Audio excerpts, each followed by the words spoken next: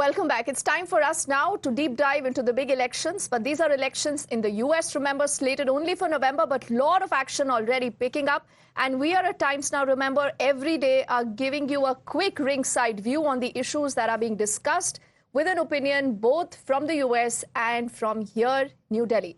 The 2024 Democratic National Convention, remember, has continued today with the Minnesota governor, Tim Walz, the running mate of the vice president, and the Democratic nominee, Kamala Harris, delivering the keynote address.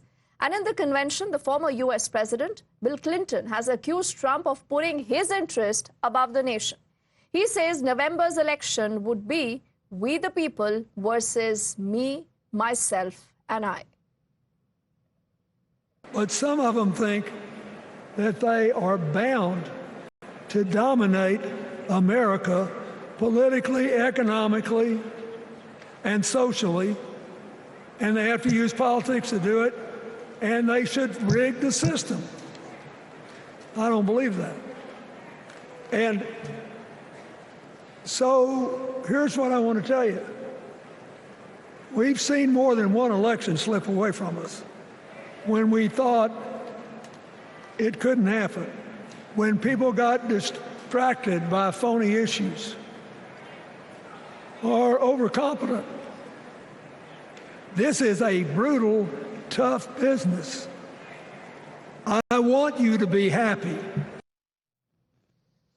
And we are joined by Srinjoy already, who's live with us, also expecting Catherine to be up with us in just a moment. Srinjoy, let's begin by understanding from you that how important today is where this race today stands, and also the fact today that you're learning of new and new polls that, in particular key constituencies and states are still giving an edge to Kamala Harris. Which are the key states we must be looking at when it comes to both the blue states, the red states, and the swing states? We also have Catherine. Catherine, good evening, but Srinjoy first. Well, first of all, there are 3 states which the Democrats absolutely have to win 99% of the times if they want to be president. The first is Michigan, the second is Pennsylvania, and the third is Wisconsin. They have to have these 3 states.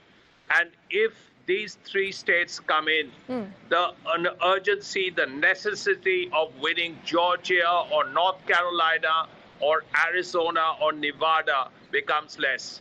At this point, as you rightly mentioned, the Harris campaign is ahead by about 2-3% points.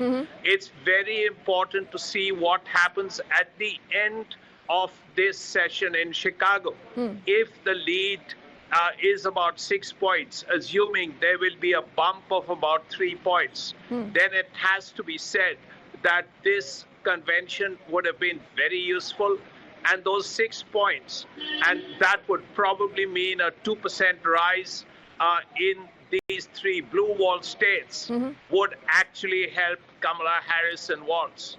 So that's actually what the Democrats are looking for, a bump of about 2 or 3 points to give them a 5 to 6% lead.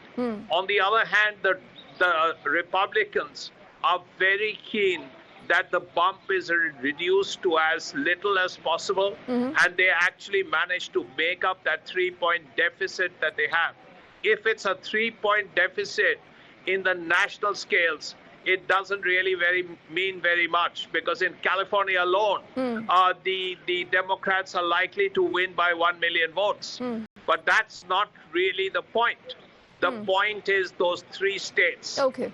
And if these 3 states have a lead of 2% or more, and that is beyond the margin of error, then there is a very good chance of a President Harris and a Vice President Walz. All right, otherwise, Srinjoy. let's not Yes, you've given interesting details to begin this conversation on, and I'm very eager to get Catherine also into this conversation right away. Catherine, this is how we kind of look at this with a lot of these bumps, October surprises, what this convention really is meaning for the Democrats, how the Republicans are looking at this. Now, in your assessment, you've also been telling us and sharing a lot of these details, the impact that a convention like this really makes. But is it too early to already make an assessment? You believe that there is still enough time, lot more issues could be touched upon, and Trump being Trump, the unpredictable, anything can happen.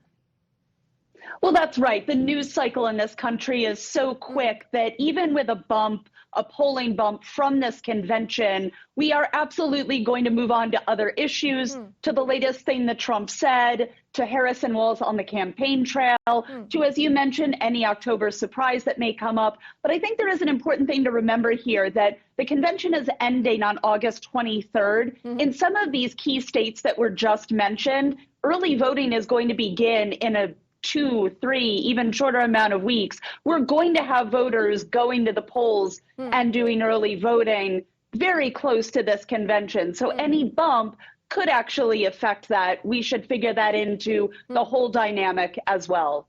Absolutely. And what is Trump doing? Even as we have a lot of these conversations about this convention already underway, Catherine, what is Trump really up to? And what is that entire constituency that has been ramping up, Trump?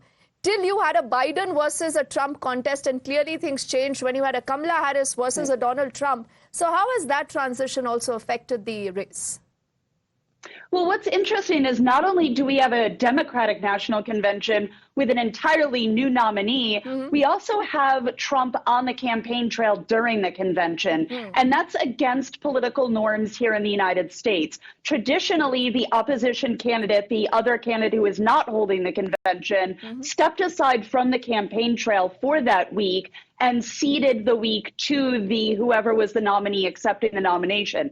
That has not been the case this week. He held an event that was billed as an event about national security. Now, it didn't end up being much about that. It ended up being the very familiar Trump topics of his opponents and whether or not he should go mean in this campaign. But nevertheless, we had Trump on the campaign trail this week, and that's also unusual because he hasn't been holding campaign events. He's really only been holding those press conferences from his homes in Mar-a-Lago and Bedminster. He kind of stepped away for a few weeks, and now he's coming back. Does that mean he's feeling the pressure, or this is a new strategy? Catherine, how do you assess this? Well, that's an interesting question. Is Trump feeling the pressure? Now, of course, I'm sure watching these campaign events that Kamala Harris is holding. The other night, of course, she had the arena here in Chicago filled. Well, she had a filled arena in Milwaukee and then came in live streamed into the convention here in Chicago, seeing those crowd sizes, knowing how worried he gets about crowd sizes at political events. I think we could probably safely say that he is concerned and wants to be out there and be seen by the TV cameras. Interesting that you say this. And, a lot of conversation, Catherine, is also about the vice president ticket.